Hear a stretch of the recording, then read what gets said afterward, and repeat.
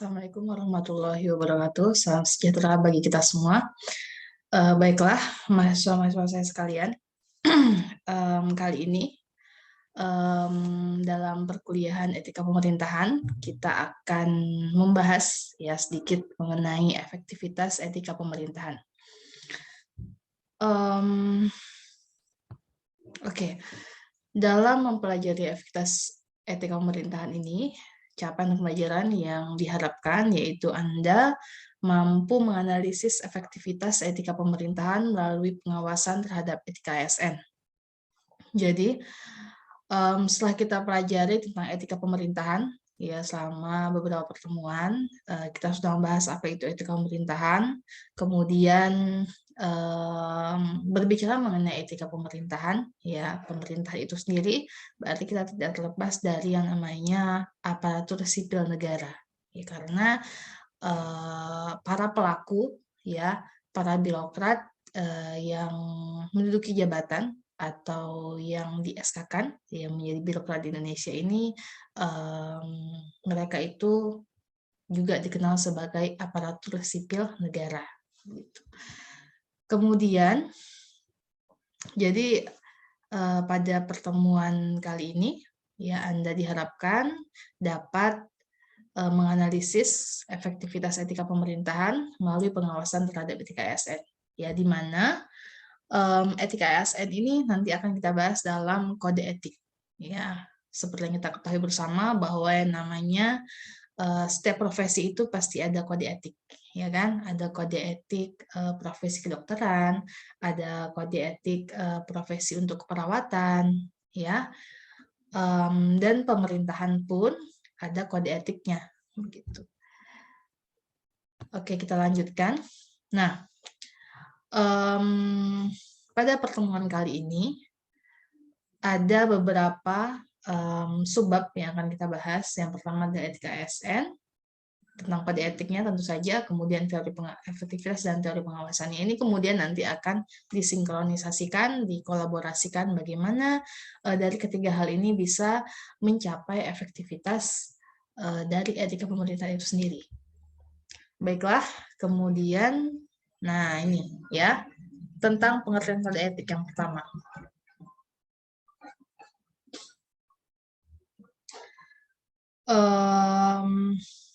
Bertens tahun 2000 mengatakan bahwa kode etik dimaksudkan untuk mengatur tingkah laku moral suatu kelompok khusus dalam masyarakat melalui ketentuan-ketentuan tertulis yang diharapkan akan dipegang teguh oleh seluruh kelompok tersebut, seperti lembaga atau instansi pemerintahan. Nah, jadi Bertens tahun 2000 sudah mengembolkan bahwa kode etik itu untuk mengatur tingkah laku sekelompok orang, ya yang ada dalam sebuah masyarakat, di mana dalam peraturan tersebut akan diatur mengenai bagaimana tingkah laku yang boleh dan yang tidak boleh dilakukan oleh para anggota kelompok tersebut, begitu. Kemudian kode etik profesi ini dimaksudkan untuk mengatur tingkah laku atau etika suatu kelompok khusus dalam masyarakat melalui ketentuan-ketentuan tertulis yang diharapkan dapat dipegang teguh oleh sekelompok profesional tertentu. Ya, nah ini kita sudah merujuk pada profesi, begitu. Jadi ada namanya profesi. Ketika ada profesi, maka ada yang namanya kode etiknya, begitu. Nah, dalam kode etik profesi itu maka akan diatur tingkah laku kelompok khusus yang diatur secara tertulis. Nah, ini ingat ya, ada aturan secara tertulis. Gitu. Baiklah, selanjutnya. Nah, kemudian ada kode etik aparatur sipil negara. Ya, kode etik aparatur sipil negara di Indonesia diatur dalam Undang-Undang Nomor 5 Tahun 2014, di mana ada beberapa hal yang diatur, yaitu yang pertama, ASN harus melaksanakan tugasnya dengan jujur, bertanggung jawab, dan berintegritas tinggi. Kemudian melaksanakan tugasnya dengan cermat dan disiplin, kemudian melayani dengan hormat, sopan, dan tanpa tekanan, kemudian melaksanakan tugasnya sesuai dengan peraturan yang berlaku, kemudian melaksanakan tugasnya sesuai dengan perintah atasan atau pejabat yang berwenang sejauh tidak bertentangan dengan ketentuan peraturan perundang-undangan dan etika pemerintahan. Dan yang keenam yaitu menjaga kerahasiaan yang menyangkut kebijakan negara. Nah, ini ya kita lihat ada 6 hal yang diatur dalam Kode Etik Aparatur Sipil Negara.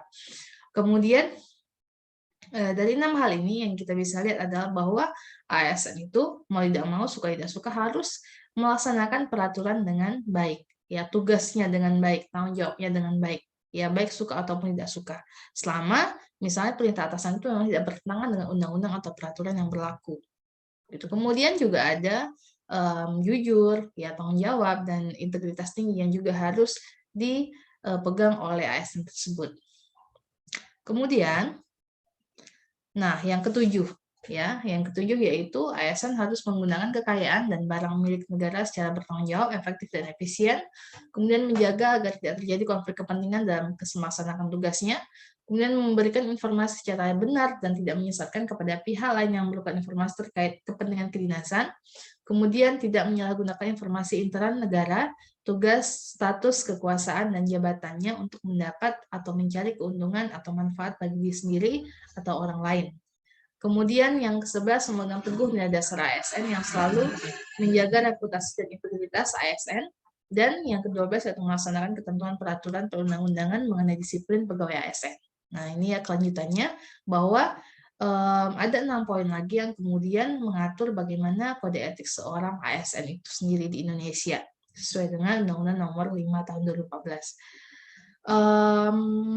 Semua sudah diatur ya, kita bisa lihat bagaimana ASN itu dalam menggunakan kekayaan dan barang milik negara yang harus bertanggung jawab, begitu kan, efektif dan efisien, karena ketika tidak efisien maka akan merugikan negara. Begitu.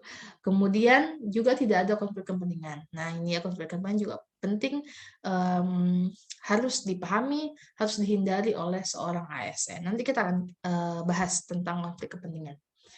Selanjutnya, nah ini ya slide mengenai konflik kepentingan. Kaidah pokok yang sering kali disebutkan dalam pedoman kode etik universal adalah kesadaran bagi setiap pegawai pemerintah untuk menghindari adanya konflik kepentingan, atau dikenal sebagai conflict of interest. Apa itu konflik kepentingan atau conflict of interest? Konflik kepentingan adalah tercampurnya kepentingan pribadi dengan kepentingan organisasi yang mengakibatkan kurang optimalnya pencapaian tujuan organisasi. Nah, ya, ada kepentingan individu, ya, kepentingan pribadi, ada kepentingan organisasi yang kemudian tercampur. Ya, tercampur, tidak bisa dipilih, begitu kan, oleh seorang birokrat, mana kepentingan individu, mana kepentingan organisasi yang kemudian semuanya dilaksanakan dengan tidak efektif, kemudian tercampur baur, ya, sehingga biasanya kepentingan organisasinya akan terpinggirkan. Gitu. Apa akibatnya? Akibatnya adalah kurang optimalnya pencapaian tujuan organisasi. Bagaimana contohnya? Nanti akan kita bahas. Kita baca dulu slide selanjutnya.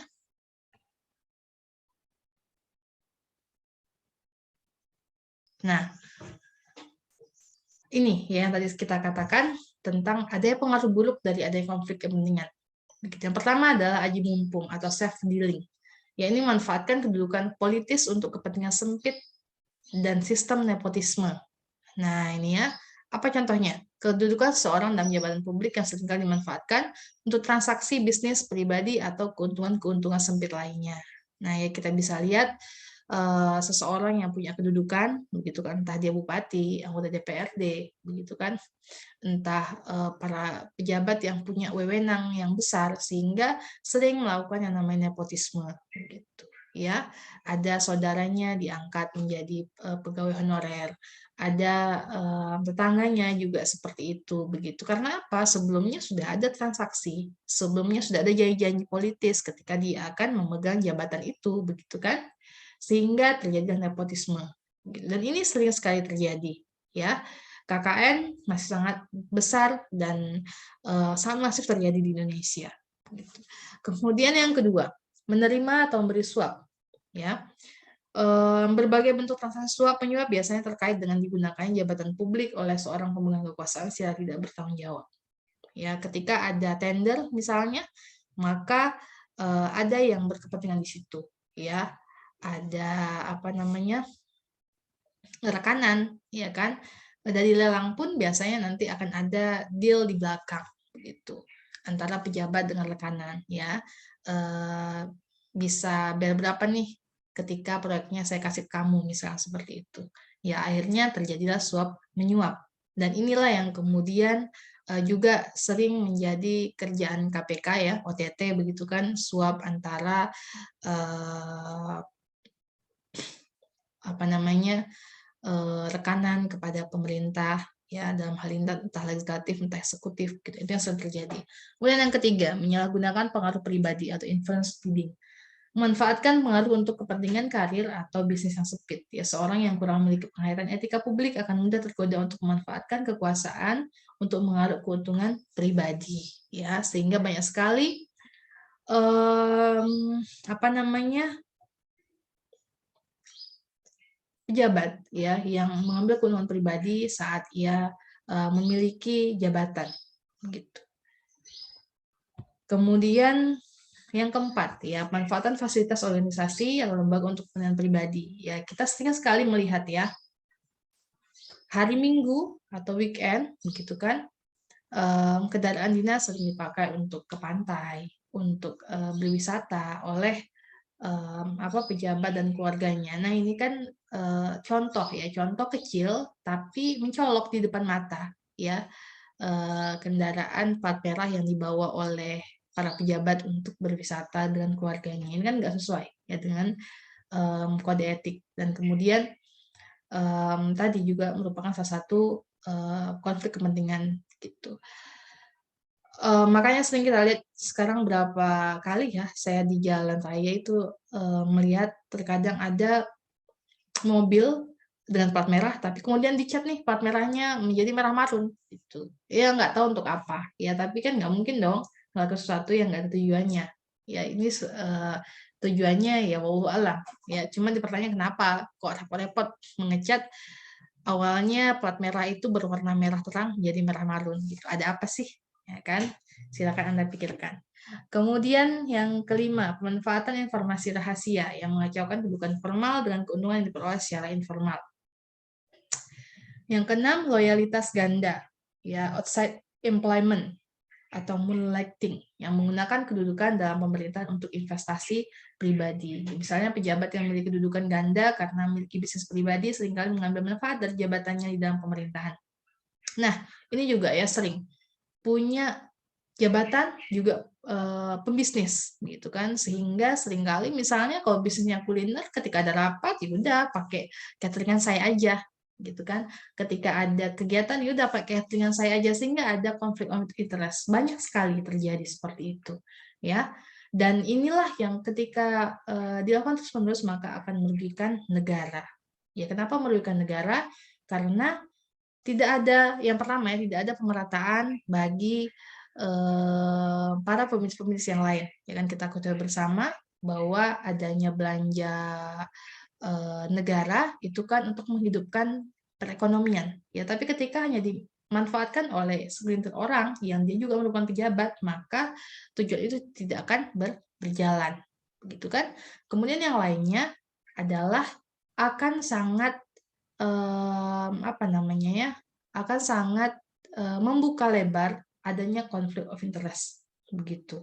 Ya kan? Ketika dia menjadi pejabat, dia juga jadi kepikiran nih mau buka usaha ini, usaha itu, gitu kan, supaya dan karena ada peluang, gitu ya.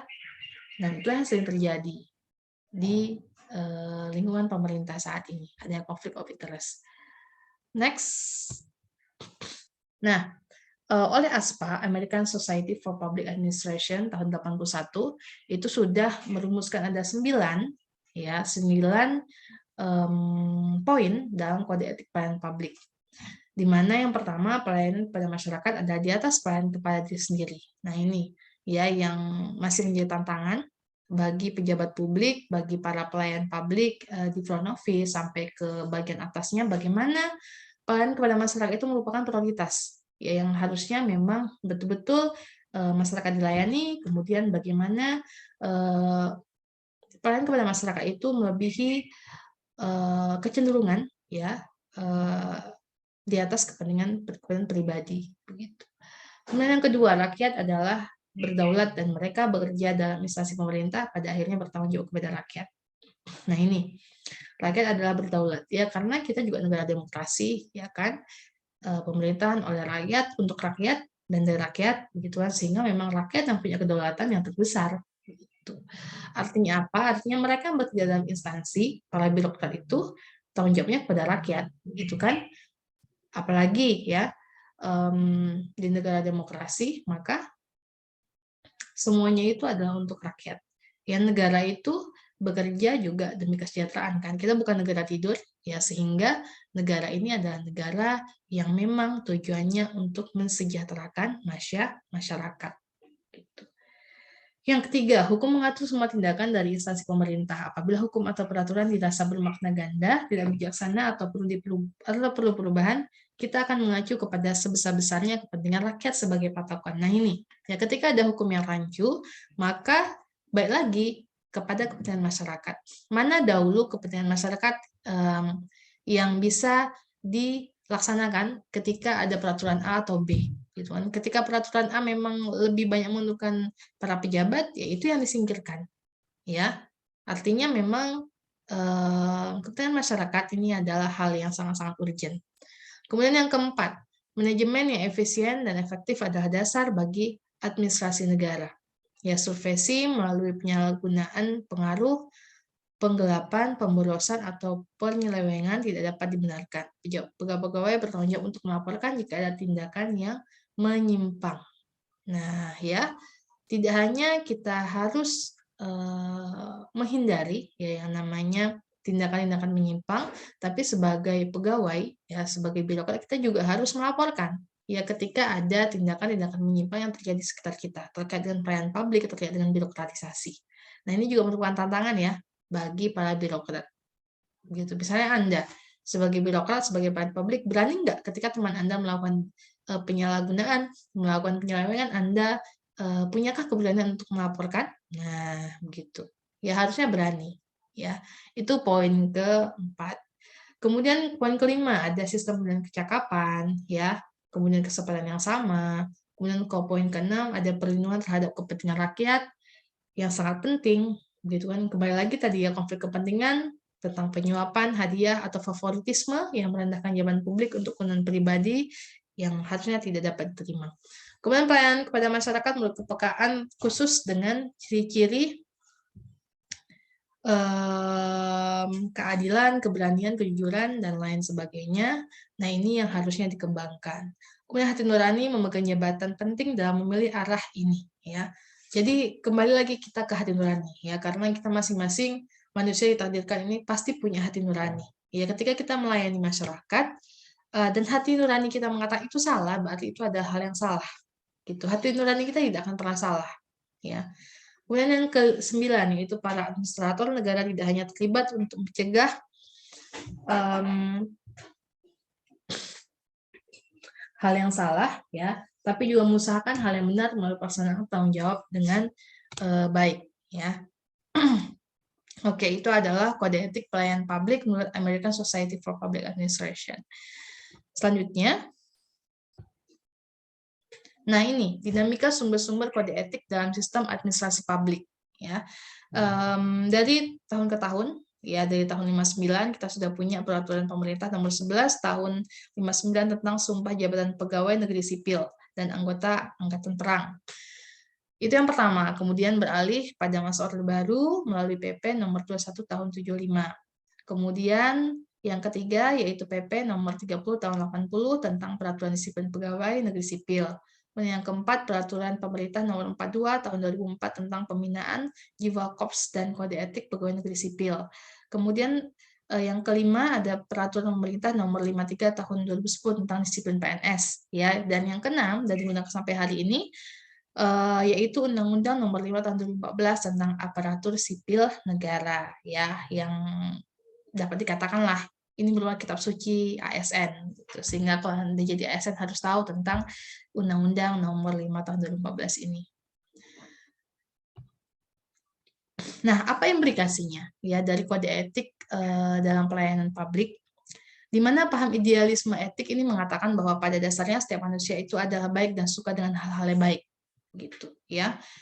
Tadi kita sudah membahas sedikit mengenai hati nurani, ya. Hati nurani kita itu biasanya mengatakan tentang kebaikan, ya, sehingga memang pada akhirnya seperti itu, begitu. Maka para pegawai dan pejabat perlu terus diingatkan agar rujukan kode etik ASN yang tersedia. Nah, ini ya tadi kita sudah mengatakan bahwa manusia itu cenderung pada hal-hal yang baik, ya. Tetapi juga dalam melayani masyarakat, dalam hidup bersosial, kita akan ketemu dengan yang namanya orang banyak, kita akan ketemu dengan yang namanya berbagai macam kepentingan, baik kepentingan organisasi, kepentingan orang lain, dan kepentingan kita sendiri, ya, yang masing-masing itu ada egonya, gitu. Ya kan, ada keinginan yang harus kembali kita ingat bahwa kita adalah seorang aparatur sipil negara, kita adalah birokrat, kita adalah pelayan publik yang orientasinya adalah melayani masyarakat, begitu, bukan melayani diri sendiri. Ya, maka harus ada yang mengaturnya, yaitu kode etik ASN. Gitu. Apakah itu cukup? Tentu saja tidak. Ya, harus ada sosialisasi, kemudian penyadaran yang berkesinambungan, begitu kan, yang kontinu, begitu. Ada pelatihan, ya, sehingga kode etik ASN ini memang betul-betul bisa diimplementasikan, tidak hanya pada saat prajabatan, ya, tidak hanya pada saat diklat kita tahu, tapi juga seterusnya. Gitu. Kemudian, nah, pertanyaannya, bagaimana efektivitas etika pemerintahan melalui pengawasan terhadap etika ASN? Nah, inilah yang harus Anda jawab, ya. Setelah tadi saya bahas tentang kode etik, begitu kan? Kemudian tadi saya ada menyinggung tentang teori efektivitas, teori pengawasan. Nah, bagaimana keterkaitan antara ketiga itu? Ya, coba Anda analisis, ya, dan dapat barangkali kita bahas pada minggu yang akan datang. Oke, baiklah. Terima kasih. Barangkali itu saja untuk hari ini tentang efektivitas etika pemerintahan. Terlebih kurang saya mohon maaf. Wassalamualaikum warahmatullahi wabarakatuh. Salam sejahtera.